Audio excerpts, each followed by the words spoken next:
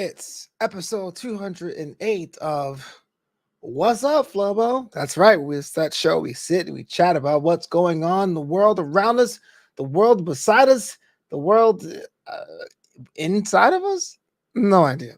Anyway, before I get into stuff like this, like I do every week, thank you so much for checking out this episode and all the other episode is in that What's Up Flobo canon 208 and counting. Can't believe it, man. We're just rocking and rolling. And there's many ways you can support the homie during this time. You can support my caffeine addiction because I'll get to that reason later. I won't be able to have myself any energy drinks. Buymeacoffee.com/Boyce. Buy me a coffee. Make sure I'm caffeinated and ready to go to provide content for you. And if you haven't heard of it already, our Patreon, patreon.com/FloboBoyce. We call it the Boisterous Crew.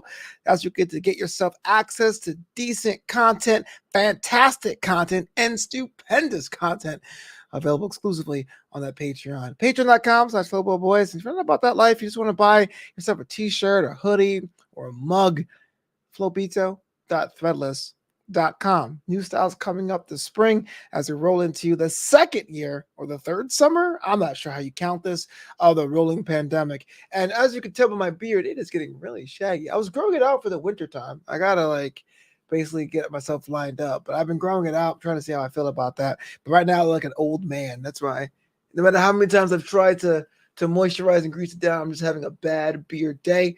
In fact, I should not even be recording this, but it's too late for that. The ship has already sailed. All right, y'all. Can you believe the time? Listen to this. It is already March 2022. Bananas. And the thing about this, because we've been in lockdown for literally 2 years, right? Not say lockdown, we're going outside now, but the world's changed a bit. There's masks, there's no mask. In fact, I went out to an event where I worked and I showed up wearing a mask and I was the only person wearing a mask. And I wasn't in some podunk town or I wasn't in any politically charged city. I was in Santa Monica, California, which is politically charged for a whole different reason.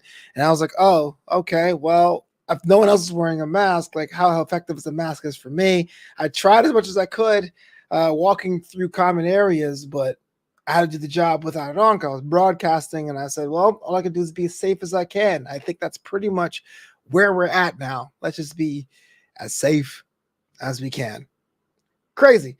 I bring this up for another reason, is because March was the month where the world shut down in the first place. In fact, I was in Florida being able to help out my alma mater in their communications week. I was a communications major. The whole idea was they brought back people who were successful, quote unquote, in different aspects of communication to talk to the kids. I had a comedy workshop. It was interesting. And the reason why I bring this up, because I taught the kids comedy for about 2 hours, techniques and drills. And then after that, the comedians who were brazen enough to perform that night did at a show. And the world was shutting down all around us that Thursday.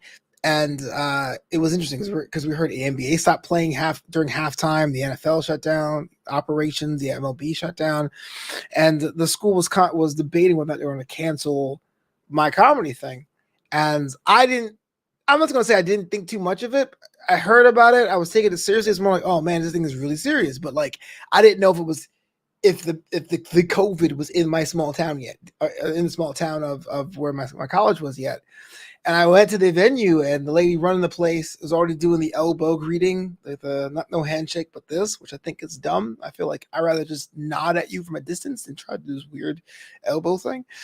But we did the comedy show only because it was a school event off campus. And it was the last event the school had before it shut down as well. And it just hit me that it's 2 months away. In fact, the group I was with, where I was telling my friends, hey, look, I'm in St. Augustine, Florida, to do this workshop. My buddies came in and we kind of made it a weekend out of it. I'm going to be hanging with them this May. And they were the last group I hung out with as a group. And that just throws my mind because on some levels, 2020 felt like yesterday. And on other levels, it feels like it was 10 years ago. And I always tell people that period of 6 weeks, I would say, between the middle of March through, I would say, Easter, because I think that's when President Trump at the time was saying, oh, we're going to open things up by Easter. The lockdown period kind of felt like, I call it the summer camp era of COVID. You got up, didn't know what time it was, didn't know what day it was.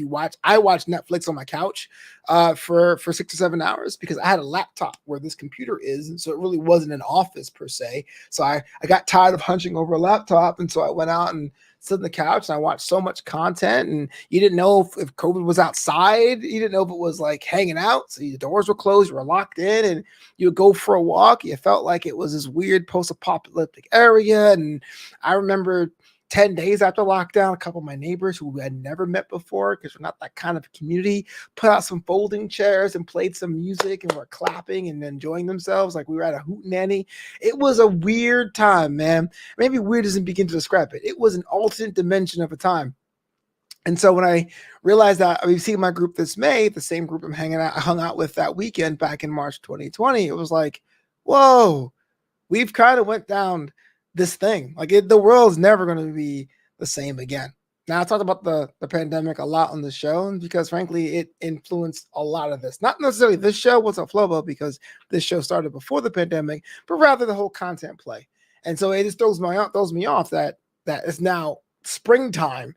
It's also the Lenten period for those who celebrate or maintain. I'm not sure you celebrate Lent. You're like, hey, Lent. Like you don't celebrate Lent. You don't celebrate Yom Kippur. You just kind of like experience them, I guess. It's also the Lenten period. So like that also takes me back to when I was at home in my room, just locked in going, well, all right. It definitely was a personal relationship with religion when you're by yourself inside of your space. So hitting that now, can't believe it. But this March, hopefully we'll get ourselves back to normal, whatever that may be. Still trying to trust my surroundings. Some people in my personal network are still getting this thing that's not going away. It is becoming an endemic disease. It was a pandemic. Now it's kind of endemic. Like it's there now. I'm not going to say it's just like the flu. That's kind of a misnomer. But what I'm saying is it's going to be situations where it's like, oh yeah, he got it. Oh, he's out for 2 weeks. Okay, cool. Like I got shingles and we take shingles seriously, or I got like strep throat or pneumonia and we take that seriously. It's going to be like that. Like, hey man, be safe. Don't try to be as locked away as you can, but I don't think it's done. I don't think we've defeated this thing. But that's another issue for the time. I don't want to get tagged in this video. I'm not telling you how to think either way. That's just me taking a moment to reflect about how much has changed and how little has changed in this time. I look around and I mentioned this before. I have an empire, a digital one at that, totally sitting here. I book clients in this chair. I do esports. I write books. I work on jokes. I host podcasts. I'm guest on podcasts, voiceover material with JLJ Media. Like I do it from this chair and I love it. I have never been so creatively fulfilled in my life. I get the happy tired when I'm done. And it's kind of weird not weird. It's kind of like, is this still fun mystery time? Is this going to be over with? Or is this a brand new chapter that was afforded to me by to steal an equivalent from racing, a safety lap the world had to take in 2020 and 2010. Think about that all the time, but still, it was the March thing. It really was the March that hit me. Dad's birthday's coming up. Birthday gifts already purchased because I'm the best son ever.